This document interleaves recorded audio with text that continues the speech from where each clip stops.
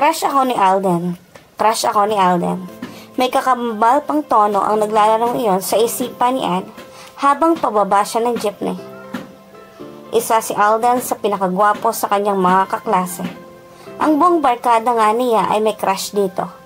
At kanina, nag-ipit ito ng love letter sa kanyang libro.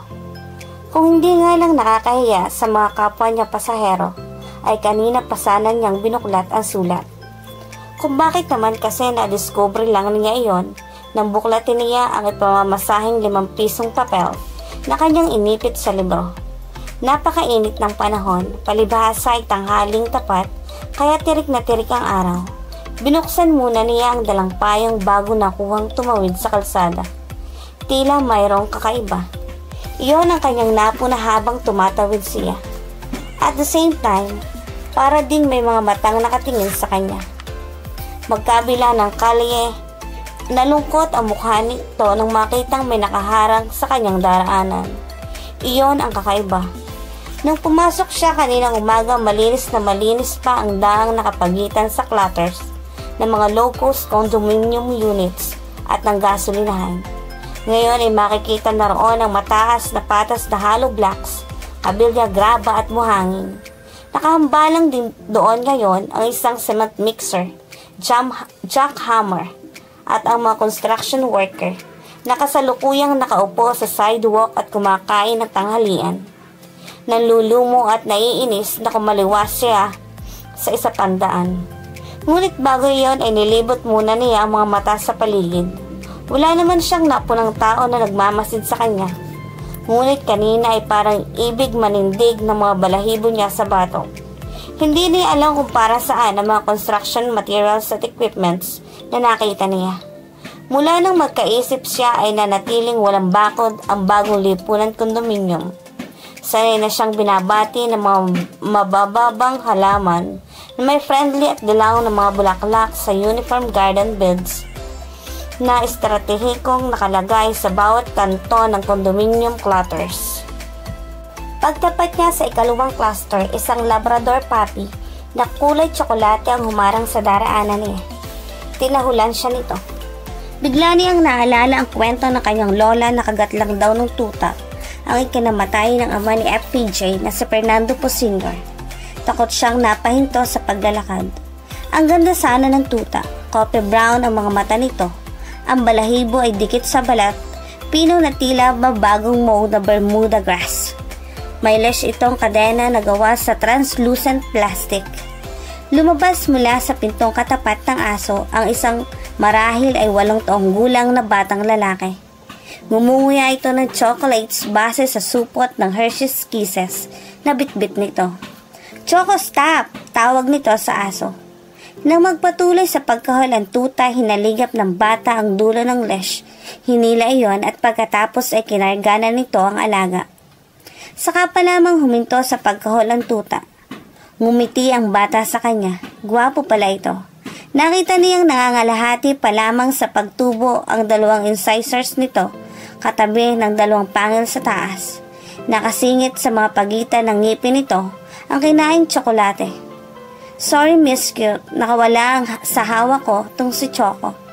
Nagandahan yata sa'yo ang tuta ko kaya kahinarang." Lokong bata to ah. Nagsisimula pa lamang umangat ang height sa lupa. Marunong nang mambola ng babae sa isip-isip niya. Sinungitan niya ito. "Ikulong mo muna yung tuta mo at nang hindi nakakaabala sa mga nagdaraan." Hindi man lang ito natinag ng katarayan niya. Sa kanyang pagtataka, may turok naman si Choco ng anti-rabies at hindi rin siya nangangagat ng tao. Kinibit nito ang mga balikat. "Okay lang na mataray ka, maganda ka naman eh." At parang hindi ka na magalit.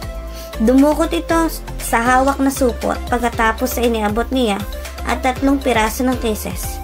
"Regalo ko sa iyo, kunin mo na please." Untag pa nito nang manatiling nakatingin sa kanya sa kamay nito at nakakunot noo. Muling umangat ang tingin niya sa mukha ng bata. Tila nagsusumamo ang deep set at bilugan nitong mga mata. Bahagya pang nakalabi ang mapula at mahugis nitong labi. "I'm Rainiel Wayne Villaruz. RR ang nickname ko. Pero gusto kong Rainiel ang tawag mo sa akin. Mas pang-mature kasi ang Rainiel kaysa RR. Wika nitong nananatiling nakalahad ang palad na may 3 tsokolate. Kilala mo na ako kaya pwede mo nang kunin ang tsokolate. Tinuruan ka rin ba ng mami mo na huwag kukuha ng candies mula sa strangers? Napangiti siya. Nakakaaliw na siya at kinuha ito. Thank you, Rainiel.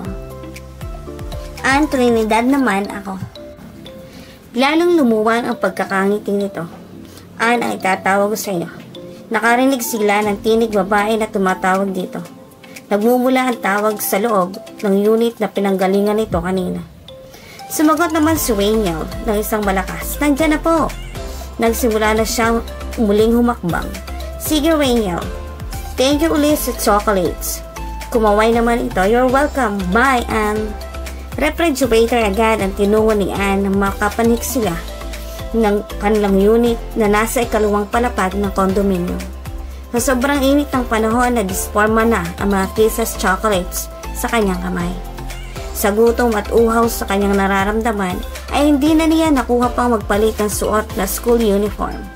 Matapos hugasan ang lalagkit ng mga kamay, pinaghain na siya agad ng kanyang ina. Katulad ng madalas mangyari, malamig ang kanin niya at ulam. Umaga pa kasi iyon niluluto ng kanyang mami bago ito umalis ng bahay. Dapat ay initin muna niya kahit ang ulam na adobong manok. Ngunit talagang gutom na siya. Gano'n na nga ang buhay niya mula pa nung grade 6 niya. Dati ay may maid sila. Kahit may trabaho rin ang kanyang mami, at least may nakakasama siya sa bahay kapag wala ito at ang daddy niya. Subalit, nagbago ang lahat pagtungtong niya sa 12 kaarawan. Hinintay lang ng kanyang daddy na matapos ang birthday niya. Kinabukasan ay bitbit na nito ang malaking maleta at umalis ng kanilang unit. Hindi na niya ito nakita mula noon. Mula rin noon, tuwing umaga ay nagkikita niyang namumugto ang mga mata ng kanyang mami. Gabi-gabing naririnig niya ang impit nitong mga pag-iyak. Palagi na rin itong natutulala. Hanggang sa isang araw ay nabalitaan niyang nagbitiw na ito sa opisinang pinapasukan bilang Department Secretary, First Resignation. Parang noon lang siya namulat sa tunay nilang sitwasyon. Gabi-gabi na rin siyang umiiyak dahil dito. Wala siyang ibang masulingang maliban sa Diyos. Umiyak siya sa tuwing mag-isa na lamang siya sa silid at taimtim na nanalangin sa Diyos na buksan ang mga mata ng kanyang mami. Natulungan sila nito sa kanyang kinakaharap na problema. Maging pastor sa kanilang simbahan, nanahingahan na niya ng kanilang problemang mag-ina. Tinutulungan siya nitong manalangin. Kinakausap din ito ang mami niya. Dahil doon ay tila naman nagising ang kanyang mami. Hindi na ito pumasok pa sa isang 8 to 5 job. Naging dealer na lamang ito ng mga beauty products, nag-ahente ng insurance at educational plans, nagpahulugan ng mga appliances sa mga kakilala nito. At nitong huli ay nagtitinda na rin ito ng mga alahas. Mula noon ay hindi na siya nakalimot na magpasalamat sa Diyos araw-araw. Itinuturing niyang milagro ito sa kanila sa pagbabago sa mami niya. Subalit minsan may mga gabi pa rin naririnig niya ang impit nitong pag-iyak. Gumagawa siya ng homework sa ibabaw ng mesa. Sa comedor na dumating ang mami niya. Sinalubong niya ito at humalik sa pisngi nito. Nag-lunch na kayo, May? Nag-late snacks ako kanina, anak. Saglit niyang pinagmasdan ang mukha nito bago siya pumunta sa kusina. Hanggang ngayon wala siyang maisip na dahilan upang maiwan ito ng kanyang daddy. Mabait na ina at asawa ang mami niya. Maunawain at maganda pa. Ininit niya ang natitirang adobo sa kaserola at inilagay niya sa warm ang rice cooker. Naglagay na rin siya ng pinggan at pichel na maraming tubig sa dining table. Nang lumabas ang mami niya sa silid nito ay nakapagpalit na ito ng pambahay. Naihain na rin niya ang kanin at ulam sa mesa. Kumain na kayo, May, ang tawag niya rito. Napangiti ito nang makita ang nakahain. Salamat, anak. Habang kumakain ng mami niya ay binalikan niya ang kanyang homework. upang hindi gawin iyon kundi upang ipatong ang kanyang mga braso at baba sa mga bukas na libro at notebooks. Kakaunti lang kasi ang mga pagkakataong nakakausap niya ang kanyang mami. Palagi itong abala sa pagkita ng pera upang mabuhay sila. Hanga nga siya rito. Natapos na nitong hulugan ng kanyang college educational plan sa sariling pagsisikap lang nito. Ipapasyal kita sa SM sa Sabado, anak. Manood tayo ng sine sa squad. Medyo malaki ang nakomisyon ko sa jewelry set na binili sa akin ng mag-asawa ng dati kong boss. Natuwa siya sa sinabi nito, ngunit mabilis na nagkwenta ang isip niya. Babayad sila sa sine at tiyak nakakain sila sa Jollibee lang. Kapag may nakita pang sale ang mami niya ng mga bagay na kakasya sa kanya tulad ng damit, mapapabili rin ito. Sa park lang tayo mamamasyal, May. Tapos magbaon na tayo ng pagkain. Parang picnic na rin. Manonood din naman natin ang rented VHS tape, ang magandang pelikula ngayon. Naudlot ang pagsubo nito sa tinura niya. Saglit siyang pinagmasdan ito. Gusto ko lang naman hindi ka mahuli sa ginagawa ng mga kaedad mo, anak. Ayokong mapag-iwanan ka sa uso. Hayaan nyo. May hihingi ako sa inyo ng pera kapag kailangan ko na palitan ang mga gamit ko. Tumayo siya sa pagkasabi niyon at kinuha ang mga Kisses chocolates na pinalamig niya sa refrigerator kanina. Ibinigay niya ang isa sa mami niya at kinain naman niya ang dalawa. Bigayan ng batang nakilala ko kanina, niya, habang nangumunguya. Mami, bakit nga pala may mga construction materials sa harapan ng BLC? Babakura na raw. Ginagawa kasing daanan ng mga squatters na nasa likuran. Marami na ring sidewalk vendors sa harapan na hindi basta mapalis. Naisip ng administrator na bakuran na lang para wala nang haharang-harang maninindang tumambay roon. Iilang buwan pa lang natatapos ang EDSA Revolution para ng mga kabuting nagsulputan ang mga bahay ng squatters sa likuran ng BLC. Dati ay malawak na taniman lang iyon ng ipil-ipil. Sayang naman, masisira ng magandang view ng clutters. Wala tayong magagawa. Marami na rin kasing nangyaring nakawandingan sa bandang unahan. Baka nga sa susunod kailangan na rin magsuot ng ID ang mga residente dito para lang masala ang mga taong pumapasok. Nang ligpitin nito ang pinagkainan, 3:00 na ng hapon iyon sa wall clock na nakasabit sa dingding. Dumaan muna si Anne sa comfort room kaya hindi siya nakasabay sa kanyang barkada sa pagbaba sa kantin ng mag-recess. Inayos muna niya ang buhok at nagpahid ng pulbos sa kanyang mukha bago siya bumaba ng hagdan. Bumagal ang kanyang mga hakbang nang umakitang tila naghihintay sa paanan niya si Alden. Nakatingala ito sa kanya. Hi! Maluwang ang ngiting bati nito sa kanya. Sabay na tayong pumunta sa kantin. Nakadama agad siya ng pinaghalong kilig at kaba. Sige, nabasa mo na ba yung note na inilagay ko sa chemistry textbook mo? Tanong nito nang magkaagapay silang naglalakad. Kiming tumango siya rito. Anong sagot mo? Nabawasan ang kilig niya. Kabibigay lang sa kanya nito ng love letter. Sagot na agad ang hinihingi? Kailangan bang may sagot na agad? Of course. Si Dave nga at Caroline oras lang nagligawan. Naging mag-on na agad. Pasimple siyang napabuga ng hangin. Ang lagay pa lang iyon, mas matagal pa sila dahil malapit na ang mag-isang araw ang itinagal ng pagbibigay nito ng love letter sa kanya. Hindi ko pa alam ang sinasagot ko sa iyo, Ania.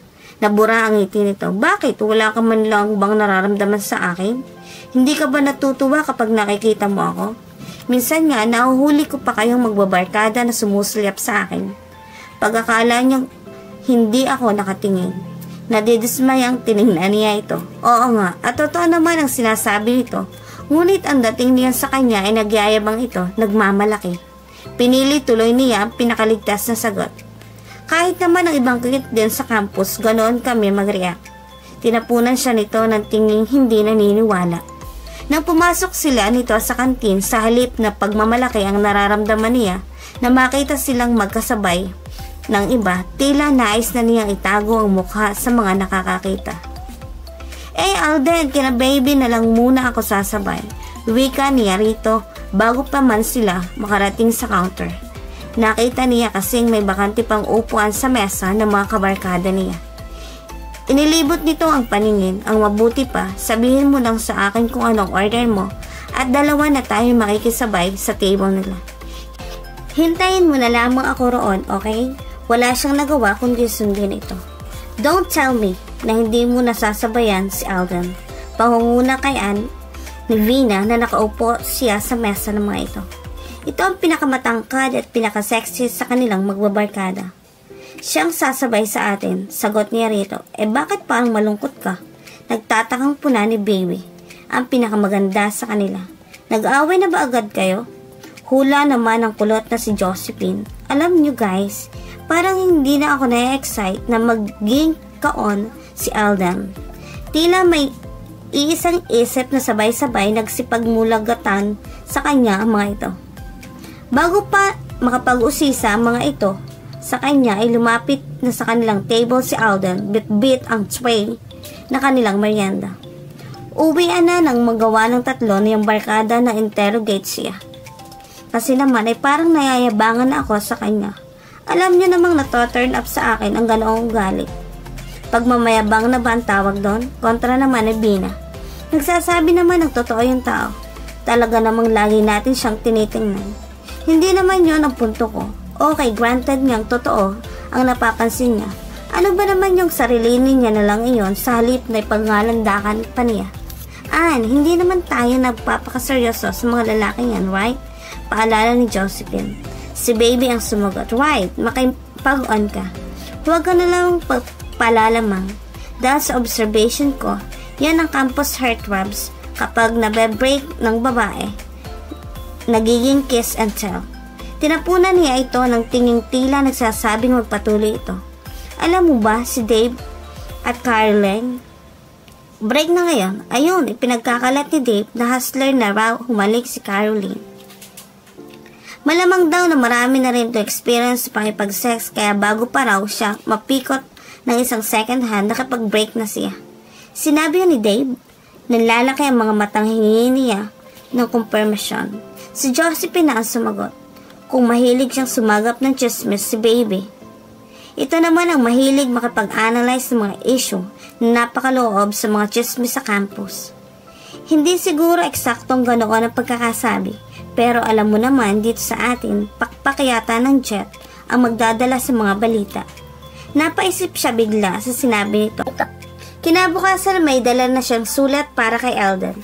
Pasimple niyang ibinigay iyon dito bago magsimula ang kanilang first period. Tumabi naman ito sa kanya nang tapos ng second period. Sabay tayong pumunta sa kantin mamaya ha, pagpapaalam nito. Marahan niya itong tinanguan kahit nagtataka siya. Hindi yata nito naintindihan ang inilagay niya sa sulat. Upang hindi maging obvious sa kanya mga kaklase, dumaan muna siya sa comfort room nang humudyat na ang recess. Paglabas niya roon ay nag-aabang na si Alden malapit sa hagdan. Talaga bang kaibigan lang ang tingin mo sa akin? Simula agad nito, malungkot ang anyo. Totoo namang natutuwa ako kapag nakikita kita, sa halip ay tugon niya.